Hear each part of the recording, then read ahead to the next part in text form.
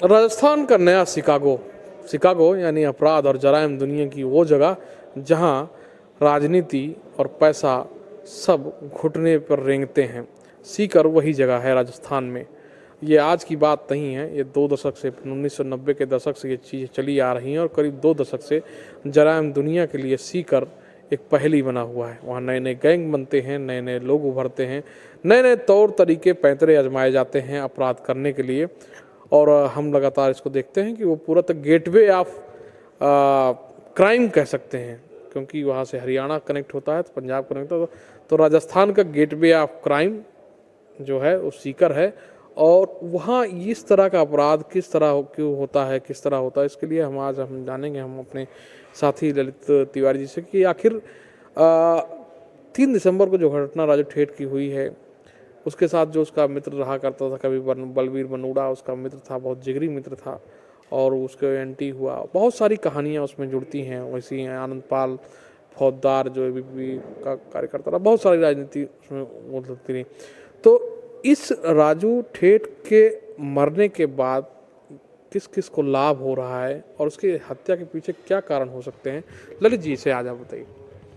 जी बिल्कुल। जो गैंगस्टर है राजू ठेठ की हत्या के बाद अब ये सवाल उठने लगे हैं कि जो बदमाश है उन्होंने मार भी दिया, पुलिस ने उनको पकड़ भी लिया, लेकिन अभी इसके पीछे जो कहानी है, मकसद है, वो क्या है।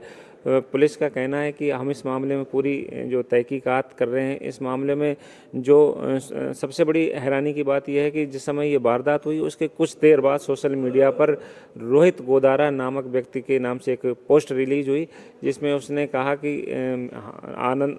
आनंद पाल और बलवीर बानूड़ा का बदला पूरा हुआ। और इसके बाद उसने कहा कि अपनी जिम्मेदारी लेते हुए कहा कि ये जो हत्या की गई है इसकी जिम्मेदारी मैं लेता हूँ। ये रोहित गोदारा एक ऐसा व्यक्ति है जो शातिर बदमाश है और जो कनाडा में बैठ के पूरे घटनाक्रम को अंजाम दे रहा है। उसका कहना है कि मैं लॉरेंस ग्रुप का व्यक्ति हूँ।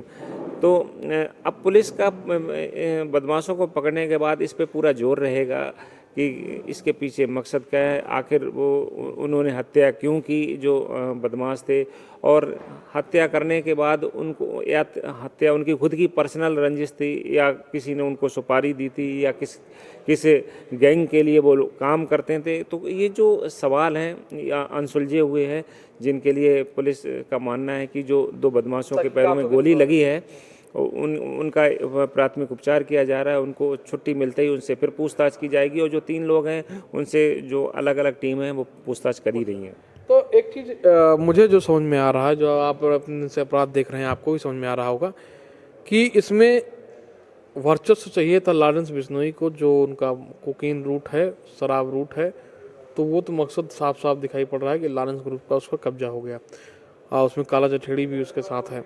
दूसरी जो बड़ी बात आती है कि जो आनंद पाल की प्रेमिका अनुराधा चौधरी है, उसने भले ही कही कहा कि हम अपराध की दुनिया छोड़ चुके हैं, कोई मतलब नहीं है, लेकिन कहीं ना कहीं ये साफ नजर आता कि जो उसमें नाम आ रहा था कि आनंद पाल की हत्या किस लिए की गई होगी, कैसे की हो गई, तो वो उसका बदला पूरा हो गया। यानी जो जो शख्स इसमें इन्वॉल्व है वो पूरा हो गया। रोहित कुदारा का जो नाम आ रहा है वो मुझे समझ में आता है कि चूंकि अब राजू ठेठ और आनंद पाल दोनों की हत्या हो गई, तो जो क्राइम हायरार्की है उसके टॉप पोजीशन में आज के दिन में राजस्थान में रोहित गोदारा जा पहुंचा है।